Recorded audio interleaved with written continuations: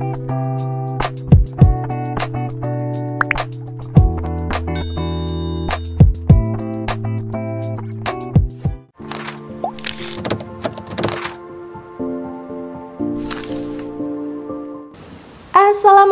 warahmatullahi wabarakatuh. Salam sejahtera buat kita semua.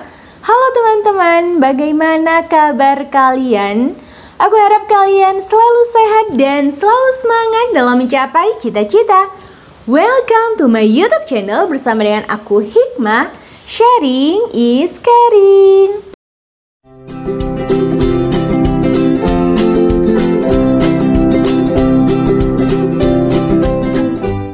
Bagi kalian calon awardee LPDP tahun 2022, tonton video ini sampai habis ya. Jangan di skip sama sekali, supaya kalian mendapatkan informasi selengkap-lengkapnya terkait dengan beasiswa LPDP. Aku juga mohon support kalian untuk klik like, subscribe, dan komen di bawah ini. Dan juga jangan lupa untuk nyalakan tombol notifikasinya supaya kalian tidak ketinggalan video terbaru dari aku dan tidak ketinggalan informasi bermanfaat lainnya. Pada video kali ini aku akan membahas mengenai seleksi wawancara LPDP. Masih berkaitan dengan video-video aku yang kemarin mengenai rangkuman pertanyaan yang sering muncul pada seleksi wawancara LPDP. Di video sebelumnya aku udah bahas di part 1 dan part 2. Nah, di video kali ini yang part 3. So, buat kalian yang belum tonton part 1 dan part 2, langsung tonton ya. Perlu kalian ketahui bahwa di part 3 ini aku bakal bahas pertanyaan-pertanyaan yang berkaitan dengan LPDP. Oke, nggak perlu berlama-lama lagi, langsung aja kita bahas. Let's jump the next video. Untuk pertanyaan yang pertama, yaitu berkaitan dengan alasan kalian memilih beasiswa LPDP. Kita semua pasti tahu kan bahwa banyak banget macam-macam beasiswa. Nah, alasan kalian apa memilih beasiswa LPDP dibandingkan dengan beasiswa yang lain? Nah, misal kalian ditanya seperti itu, jangan panik sama sekali. Dan juga kalian jangan sampai menjawab karena tunjangan di beasiswa LPDP itu jumlahnya lebih besar dibandingkan dengan beasiswa yang lain. Jangan ya. Hindari perkataan seperti itu. Lebih baik saran aku berdasarkan pengalaman pribadi aku, kalian menjawabnya dikaitkan dengan visi misi LPDP. Misalnya seperti ini.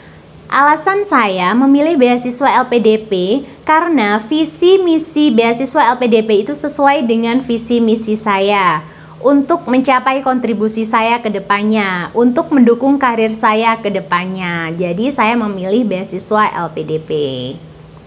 Kalau perlu nih kalian hafalin nih visi misi LPDP, kemudian kalian hubungkan dengan visi misi kalian. Untuk pertanyaan yang kedua, yaitu mengenai kenapa kalian layak menjadi awardee LPDP atau penerima beasiswa LPDP. Nah, untuk menjawab pertanyaan ini kalian harus tunjukkan nih ke pihak pewawancara bahwa kalian pantas, bahwa kalian layak menjadi awardee LPDP. Caranya seperti apa, Kak? Caranya seperti ini, kalian harus menunjukkan bahwa kalian adalah orang-orang yang dicari oleh LPDP. Nah, sebelumnya kalian harus ketahui nih sebenarnya LPDP itu mencari orang-orang seperti apa sih? Oke, di sini aku bakal jelasin sedikit sebenarnya orang-orang seperti apa sih yang dicari oleh LPDP. Jadi, yang pertama adalah orang-orang yang mempunyai empati tinggi.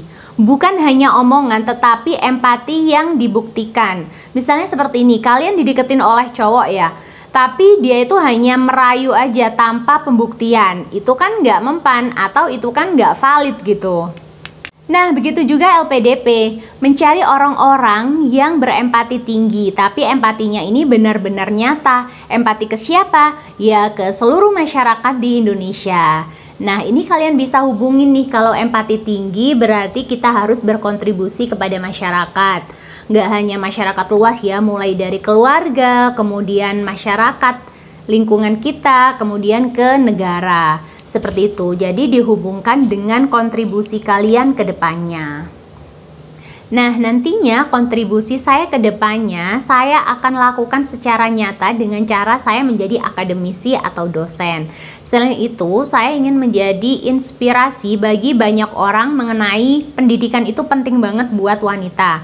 Karena jujur aja, di problem aku di lingkungan aku itu ada problem kayak gini. Perempuan itu nggak penting untuk berpendidikan tinggi. Banyak banget masyarakat yang beranggapan seperti itu. Nah, di seleksi wawancara dulu aku sempat menjelaskan bahwa aku berada di lingkungan yang menganggap bahwa wanita itu tidak perlu berpendidikan tinggi. Nah, di situ aku menjelaskan saya ingin menjadi inspirasi banyak orang dan saya juga ingin membuat orang lain termotivasi bahwa apapun itu, baik laki-laki atau perempuan ya jenis kelaminnya, itu harus berpendidikan tinggi.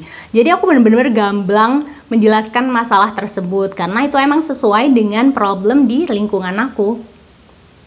Saran aja buat kalian juga bisa menghubungkan masalah di lingkungan kalian dengan kontribusi kalian ke depannya sehingga nyambung gitu kan antara masalah dan juga solusi, antara masalah dan kontribusi.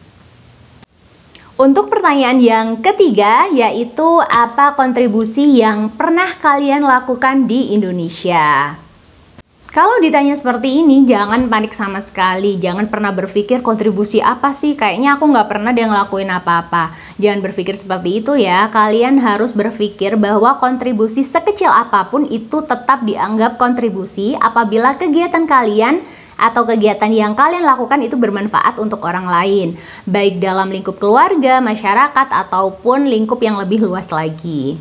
Bagi kalian yang mempunyai kegiatan sukarelawan atau kegiatan sosial itu pasti gampang banget sih jawab ini karena udah sering ngikutin sukarelawan, jadi kalian bisa menjelaskan seperti itu. Nah, bagi kalian yang tidak pernah berkontribusi apapun atau merasa aku kontribusinya apa sih karena aku nggak pernah ikut pekerja sosial atau aku nggak pernah ikut sukarelawan, terus nanti aku mau jawab apa?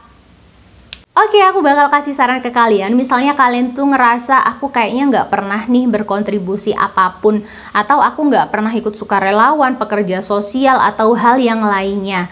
Aku yakin banget buat kalian yang sudah melewati S1 ya, pastinya kalian itu pernah melakukan yang namanya KKN, kuliah kerja nyata. Nah, kalian bisa sebutkan kegiatan sosial di KKN kalian. Sekecil apapun itu, kalau kalian melakukannya di masyarakat dan memberikan manfaat, itu juga disebut sebagai kontribusi loh. Aku contohin, aku dulu waktu KKN itu membantu UMKM yang ada di masyarakat. Misalnya, di situ ada peternak lele dan juga ada beberapa orang yang mempunyai kerajinan tangan. Di situ aku membantu untuk memasarkan produk-produk mereka itu ke kota, karena kan KKN itu kebanyakan di pelosok desa. Nah, itu kan udah termasuk kontribusi. Jadi buat kalian yang kayak merasa nggak punya kontribusi, jangan khawatir, kalian inget-inget lagi kegiatan apa aja yang kalian lakukan waktu KKN ya. Jangan sampai kalian berbohong masalah kontribusi, takutnya aku harus menyebutkan kontribusi yang besar.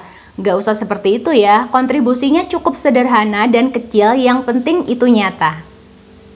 Oke, lanjut untuk pertanyaan yang keempat adalah organisasi apa yang sedang kalian ikuti saat ini dan organisasi apa yang membentuk kalian saat ini. Aku yakin banget buat kalian yang belum pernah ikut organisasi atau bingung nih, aku ikut organisasi apa ya, kemudian yang membentuk diriku itu apa, kalian pasti agak bingung gitu kan. Aku kayaknya nggak pernah deh ikut organisasi yang besar atau organisasi yang berbadan hukum atau yang lain-lain. Kalian tenang aja, aku bakal kasih referensi jawaban ke kalian buat kalian yang tidak pernah atau jarang banget ikut organisasi. Tips dan saran dari aku ya, kalian perlu ketahui kalau organisasi adalah sekumpulan orang yang mempunyai visi misi yang sama untuk mencapai tujuan. Jadi misalnya kalian itu ditanya seperti itu, jangan takut atau jangan panik. Maaf Pak, saya nggak pernah ikut organisasi, jangan sampai seperti itu, fatal banget ya. Saran aku, kalian pasti ya punya yang namanya grup belajar, entah itu terdiri dari 5 orang atau 10 orang atau cuma beberapa orang. Yang intinya kalian itu punya grup belajar kan, misalnya 5 orang deh, kalian punya grup belajar tentang public speaking atau tentang belajar bahasa Inggris. Itu juga disebut organisasi loh. Kalian jangan terpaku bahwa organisasi yang disebutkan itu harus organisasi yang besar, harus organisasi yang berbadan hukum, atau organisasi yang mempunyai anggota ratusan bahkan ribuan. Jangan seperti itu ya. Seperti yang aku contohin sebelumnya, itu kan bisa kalian sebutkan grup belajar yang sedang kalian ikuti sekarang. Misalnya public speaking, atau misalnya grup bahasa Inggris, meskipun cuma terdiri dari beberapa orang, intinya kan kalian itu mempunyai visi misi yang sama, yaitu untuk meningkatkan soft skill berupa public speaking atau meningkatkan kemampuan bahasa Inggris. So, buat kalian yang nggak punya organisasi, atau misalnya sekarang itu kalian lagi bingung nih, aku nanti kalau ditanya seperti itu apa, ya kalian mulai sekarang ikut grup belajar, baik itu public speaking ataupun bahasa Inggris. Banyak banget kok di Telegram atau di grup WhatsApp. Jadi nantinya kalau kalian ditanya, kalian udah nggak bingung lagi deh. Selanjutnya untuk pertanyaan yang kelima, yaitu jelaskan kegiatan sosial yang pernah kamu lakukan. Ini sih berhubungan dengan pertanyaan yang sebelumnya ya. Nah, kalian untuk cari amannya, atau kalian yang nggak pernah ikut pekerja sosial atau sukarelawan, kalian bisa menyebutkan kegiatan KKN kalian secara rinci. Kegiatan sosial apa aja yang kalian lakukan, kemudian manfaatnya apa sih untuk masyarakat sekitar. Kalian bisa jelaskan itu secara gamblang.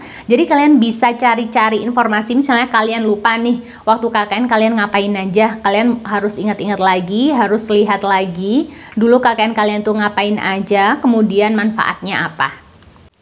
Cukup sekian video dari aku, semoga bermanfaat buat kalian yang mau mendaftar beasiswa LPDP tahun 2022. Semoga diberikan kelancaran dan kemudahan pada semua tahapan seleksi. Dan bagi kalian yang masih mempunyai pertanyaan terkait dengan beasiswa LPDP, kalian bisa DM aku di Instagram pribadi aku. Silahkan follow Instagram pribadi aku dan DM aku, tanya apa aja terkait dengan LPDP, insya Allah bakal aku balas. Aku ucapkan terima kasih banyak buat kalian yang udah subscribe channel YouTube aku. Dan buat kalian yang belum subscribe, langsung subscribe karena aku bakal sering update video terkait dengan beasiswa LPDP. Aku juga mohon support kalian untuk share video ini ke teman-teman kalian atau ke saudara-saudara kalian, sehingga makin banyak orang yang mendapatkan manfaat dari video ini. Bagi kalian yang mau mendaftar beasiswa LPDP tahun 2022, berusahalah semaksimal mungkin dan juga jangan lupa untuk berdoa, sehingga hasil yang kalian dapatkan maksimal. Salam sukses dan salam Awardi!